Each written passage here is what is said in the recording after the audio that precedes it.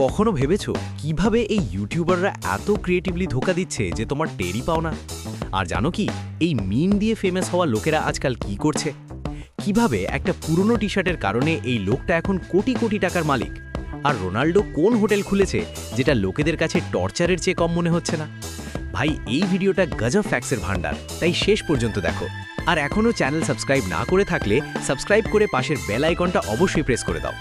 নম্বর 15, এক লোক underwater propose করতে গিয়ে ট্র্যাজিক্যালি ডুবে গেল। 2019 সালে স্টিভেন ব্যাপার তার গার্লফ্রেন্ড কনশা অ্যান্টয়েনকে তানজানিয়ার এক লাক্সারি রিসর্টে নিয়ে গিয়েছিল। তার প্ল্যান ছিল স্কুবা গিয়ার ছাড়াই সাঁতরে আন্ডারওয়াটার প্রপোজ করবে। সে সাঁতরে আন্ডারওয়াটার রুমে জানালার কাছে গেল, সাইনবোর্ড দেখালো যাতে লেখা ছিল উইল ইউ ম্যারি মি, আর রিংও ছিল। গার্লফ্রেন্ড উপর থেকে দেখছিল আর এক্সাইটেড ছিল, কিন্তু সমস্যা হলো এত গভীরে সাঁতরে সে আর সারফেসে ফিরতে পারল না। ট্র্যাজিক্যালি সে ডুবে গেল রোম্যান্টিক জেস্চারের চেষ্টায়। গার্লফ্রেন্ডের জন্য এটা ট্র্যাজিক অভিজ্ঞতা হয়ে গেল। নম্বর 14, এক লোকের লটারি টিকিট তার পুরনো শার্টের পকেটে পাওয়া গিয়েছিল। সে পকেটে রেখে ভুলেই গিয়েছিল। যদি না পেত তাহলে $24 মিলিয়ন মিস হয়ে যেত। জেমি স্মিথ নিউ ইয়র্কে থাকতেন এবং রুটিনে লটারি টিকিট কিনতেন।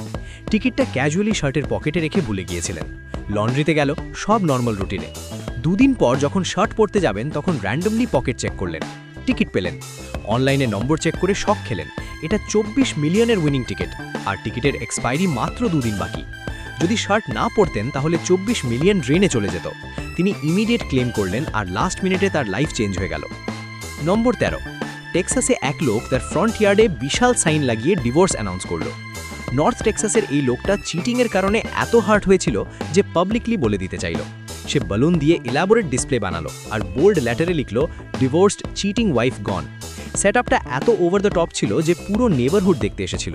সোশ্যাল মিডিয়ায় ভাইরাল হয়ে মিলিয়ন ভিউ পেয়েছে। নম্বর 12, এক মহিলা ম্যাথমেটিক্সে পিএইচডি করেছিলেন আর সেই জ্ঞান দিয়ে লটারি অ্যালগোরিদম ট্র্যাক করলেন সাকসেসফুলি। জোয়ান গিন্থার স্ট্যানফোর্ড একজন ম্যাথমেটিশিয়ান ছিলেন। তিনি ম্যাসাচুসেটস লটারি ডিপলি স্টাডি করলেন প্যাটার্ন খুঁজতে। ক্যালকুলেট করলেন কোন সময়ে আর কোন লোকেশনের টিকিট জেতার ম্যাক্সিমাম চান্স থাকে। এই স্ট্র্যাটেজি অবিশ্বাস্যভাবে কাজ করল এবং রিপিটেডলি। 1993 থেকে 2010 পর্যন্ত তিনি 4 বার লটারি জিতেছেন। কম্বাইন্ড উইনিংস 21 মিলিয়নের বেশি। লটারি কমিশন অবশ্যই ইনভেস্টিগেট করল, কিন্তু কোনো ফ্রড প্রুভ হয়নি, কারণ তিনি প্রবাবিলিটি ইউজ করেছিলেন, যেটা লিগ্যাল। এটা প্রমাণ করে যে নলেজ আর ইন্টেলিজেন্স দিয়ে সিস্টেম বিট করা যায়। এখন লটারি কোম্পানিগুলো অ্যালগোরিদম আরও কমপ্লেক্স করে প্রোটেকশনের জন্য। নম্বর 11, 70% লোক এয়ারপ্লেনে নিজের সিট রিক্লাইন করে না, এই ভেবে যে পিছনের লোকটার অসুবিধা হবে। সার্ভে দেখায় মেজরিটি প্যাসেঞ্জার অস্বস্তিতে থাকতে পছন্দ করে, রিক্লাইন না করে। তারা পিছনের প্যাসেঞ্জারের ট্রাবল এড়াতে চায়। এটা ইন্টারেস্টিং সোশ্যাল বিহেভিয়ার যা এমপ্যাথি আর অ্যাংজাইটি রিফ্লেক্ট করে। ডিবেট এই যে সিট রিক্লাইন করা লিগ্যাল রাইট, কারণ টিকিট তো পে করা হয়েছে, কিন্তু অন্য আর্গুমেন্ট এটা রুড, বিশেষ করে যদি পিছনের লোক খাচ্ছে বা কাজ করছে। এয়ারলাইন্স এই কন্ট্রোভার্সি অ্যাকনলেজ করে। কিছু airlines seat recline feature completely remove করে দিয়েছে। সায়েন্টিস্টরা বলেন এই বিহেভিয়ার পার্সোনালিটি রিফ্লেক্ট করে। নন রিক্লাইনাররা জেনারেলি পিপল প্লিজার, আর যারা রিক্লাইন করে তাদের লোকের কথা খুব একটা ফরক পড়ে না। বোনাস ফ্যাক্ট, জানো মুকেশ আম্বানির প্রথম স্যালারি কত ছিল? মাত্র 100 টাকা প্রতি মাসে। হ্যাঁ, আজ ভারতের সবচেয়ে ধনী মানুষের প্রথম স্যালারি ছিল মাত্র $500, আর আজ তার নেটওয়ার্থ $100 বিলিয়ন বেশি। তাই কথা স্যালারির নয় ভাই, কথা এটা যে তুমি তোমার টাকাকে কিভাবে গ্রো করো। তুমি ভাবো আমির লোকেরা জব থেকেই কোটি কোটি কামাচ্ছে। সত্যি এটা যে শুধু জব থেকে কেউ ধনী হয় না, তারা ইনকাম স্টক মার্কেটে ইনভেস্ট করে টাকা বানিয়েছে। নম্বর 10, ক্রিস্টিয়ানো রোনাল্ডো একটা প্রাইভেট ক্লাব খুলেছে যেখানে smartphone completely ban. Vega private members club নামের এই এক্সক্লুসিভ ক্লাব রোনাল্ডোর লেটেস্ট ক্লাব। এখানে এন্ট্রির জন্য হেভি মেম্বারশিপ ফি লাগে। মেইন ইউএসপি, ভিতরে কোনো ফোন অ্যালাউড নেই। আইডিয়া হলো লোকে জেনুইনলি কানেক্ট করুক ডিজিটাল ডিস্ট্র্যাকশন ছাড়া। ক্লাবে ট্রেডিশনাল অ্যাক্টিভিটি, ফাইন ডাইনিং আর ফেস টু ফেস কনভারসেশন হয়। এই কনসেপ্ট ইনক্রিজিংলি পপুলার হচ্ছে।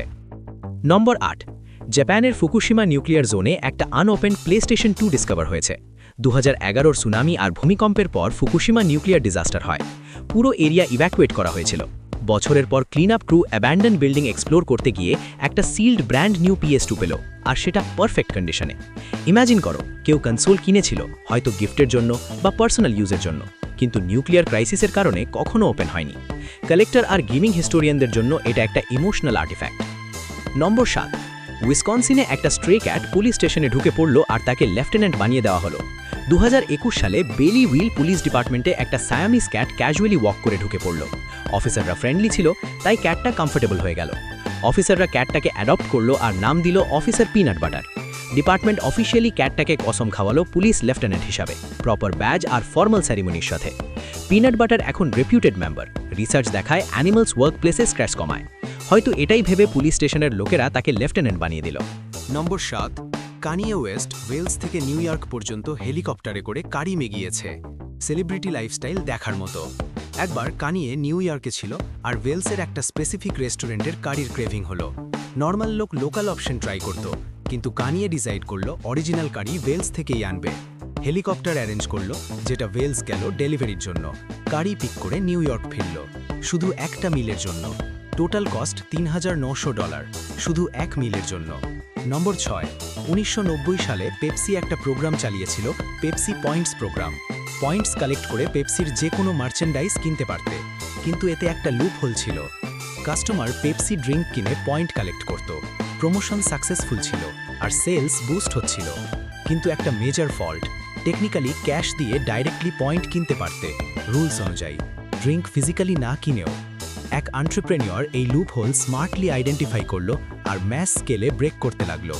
পেপসি জানতে পেরে প্যানিক হয়ে গেল। কোম্পানি কুইকলি টার্মস চেঞ্জ করলো আর প্রোগ্রাম রিভাইজ করলো প্রোটেকশনের জন্য, কারণ লোকটা হদ্দ চালাক ছিল। নম্বর 5, নেটফ্লিক্স গুগলের থেকে 1 বছর আগে ফাউন্ডেড হয়েছিল। সারপ্রাইজিং ফ্যাক্ট, তাই না? কারণ গুগল এত ডমিন্যান্ট যে মনে হয় সবসময় ছিল। নেটফ্লিক্স 1997 সালে শুরু হয়েছিল ডিভিডি রেন্টাল সার্ভিস হিসেবে। গুগল 1998 সালে অফিসিয়ালি কোম্পানি হিসেবে রেজিস্টার হয়। Netflix DVD by mail concept দিয়ে রেভলিউশন শুরু করলো। গ্র্যাজুয়ালি স্ট্রিমিং প্ল্যাটফর্ম হলো। দুটো কোম্পানি নিজ নিজ ফিল্ডে রেভলিউশন করেছে। এখন দুটোই $multi-billion কর্পোরেশন। নম্বর 3, যদি তোমার ওয়ালেটে 900 টাকা থাকে আর কোনো ডেবিট না থাকে, তাহলে তুমি 25% আমেরিকানের থেকে ধনী। এই স্ট্যাটিস্টিক্স আমেরিকার ফাইন্যান্সিয়াল রিয়ালিটি দেখায়। অনেক আমেরিকান ডেবিটে আছে। তাই যদি তোমার কাছে মাত্র $10ও থাকে, তাহলে টেকনিক্যালি তুমি বেটার ফাইন্যান্সিয়াল পজিশনে আছো। নম্বর 2, ভাই তুমি মিম তো অনেক দেখো, এগুলো একসময় খুব ভাইরাল হয়, কিন্তু কখনো ভেবেছো এই মিম ফেমাস হওয়ার পর এদের সাথে আসলে কি হয়, বা এরা কোথায় চলে যায়? চলো জানি। প্রথমে আমির শেখ, তার একটা খুব পপুলার মিম ভাইরাল হয়েছিল যখন এলভি যাদব বিগ বসে ছিল। মিমটা এত ফেমাস হয় যে আমিরকে প্লেগ্রাউন্ডের মতো রিয়ালিটি শোতে যাওয়ার চান্স পায়। ফেমাস হওয়ার কারণে অনেক স্পন্সর পেয়েছে, এখন আসছে তার ওয়েব সিরিজও। নেক্সট ফেমাস মিম পারসন লপ্পু সাচিনওয়ালি আন্টি, তার নাম মিথিলেশ ভাটি। 2023 সালে তার এই মিম ভাইরাল হয়, কিন্তু আজ সে খাস কন্টেন্ট বানায় না। ভাইরাল মিমের কারণে বিগ বসের অফার এসেছিল, কিন্তু সে অ্যাকসেপ্ট করেনি। নেক্সট গরিব বয়, 2020 সালে টিকটকে তার আমি গরিব হু ভিডিও ভাইরাল হয়। এই মেয়ের নাম শ্রাবন্ত, আজ সেই ইউটিউবার। তার ইউটিউবে 1 মিলিয়নের বেশি সাবস্ক্রাইবার। আর যে ছেলেটা আমি গরিব হো বলতো, সেই ভাইরাল মিমের কারণে গাড়িও কিনে ফেলেছে। নেক্সট সহদেব ডেডো, এখানে মিম নেই, বরং ছোট্ট গান গাওয়া ভিডিও ভাইরাল হয়। যখন সহদেব গান গেয়েছিল তখন অনেক ছোট ছিল। গানটা এত ফেমাস হয় যে সিঙ্গার বাদশা তার সাথে কোল্যাব করে গান বানিয়েছে, যার আজ 500 মিলিয়নের বেশি ভিউ। কিন্তু হেলথ ইস্যুর কারণে কয়েক বছর সোশ্যাল মিডিয়া থেকে গায়েব। এখন ললিপপ নামে নতুন সং দিয়ে কামব্যাক করছে। লাস্টলি বরুণ ধাবান, বলিউডের পপুলার অ্যাক্টর বরুণ ধাবান, তার এই লাফিং ফেস মিম সোশ্যাল মিডিয়ায় খুব ভাইরাল। বরুণ এখনও অ্যাক্টিং করছে। এই বছর তার অনেক ফিল্ম রিলিজ হবে। লেটেস্ট 23 জানুয়ারি বর্ডার 2 রিলিজ হবে। এছাড়া জওয়ানি তো ইশক হোনা হ্যায় আর ভেরিয়া 2 এর মতো প্রজেক্টও আছে। নম্বর 1, ভাই ইউটিউবাররা কখনো এত ক্রিয়েটিভলি ধোকা দেয় যে টেরও পাও না। চলো দেখি এমন ইউটিউবার যারা আলাদা উপায়ে আমাদের উল্লু বানাচ্ছে। প্রথমে ফুকরা ইনসান। ফুকরা ইনসান ইউটিউব কমিউনিটির ফেমাস ক্রিয়েটরদের একজন। চ্যালেঞ্জ ভিডিওর জন্য খুব পপুলার। তার ফেমাস টার্নিং ₹1 ইন্টু আ কার সিরিজে ইউটিউব অভিযোগ করে যে সিরিজটা স্ক্রিপ্টেড ছিল। প্রুফ দেখায় সিরিজে ফুকরা ইনসান প্রথমে শু খোলা ব্যবসা শুরু করার কথা দেখায়, যার অ্যাড 1 মার্চে চলেছিল আর মাত্র 12 দিনে 12,000 প্রফিট। তারপর বলে 12,000 দিয়ে OLX-এর দ্বিতীয় ব্যবসা শুরু। কিন্তু টিউব বিগ প্রুফ দেখায় দ্বিতীয় ব্যবসা প্ল্যানিং করার সময় মনিটরের ডেট 3 ফেব্রুয়ারি 2023, যেটা 12,000 কামানোর আগের। এতে ক্লিয়ার যে পুরো সিরিজ আগে থেকে প্ল্যান্ড আর স্ক্রিপ্টেড। তারপর UK7 ভাইরাল, খুব পপুলার মোটো ভ্লগার, ইউটিউবে 7 মিলিয়নের বেশি সাবস্ক্রাইবার। বিগ বসের কন্টেস্টেন্টও ছিল। শোতে নিজেকে ভেজিটেরিয়ান বলেছিল, কিন্তু তার পুরনো ভ্লগে অক্টোপাস খাওয়ার কথা বলছে, যেটা ক্লিয়ার যে নন ভেজ। এছাড়া অভিযোগ যে সে অডিয়েন্সকে ঝুট বলে যে আজ পর্যন্ত যত গাড়ি বাইক কিনেছে সব নিজের, কোনোটা রেন্টে নয়। লাস্টলি মিস্টার বিস্টকে সবাই চেনে, দুনিয়ার সবচেয়ে বড় ইউটিউবারদের একজন, 400 মিলিয়নের বেশি সাবস্ক্রাইবার। অনেকে অভিযোগ করে যে তার ভিডিওতে ফেক ক্যাশ প্রাইজ দেখায়, কিন্তু এটা পুরোপুরি সত্যি নয়।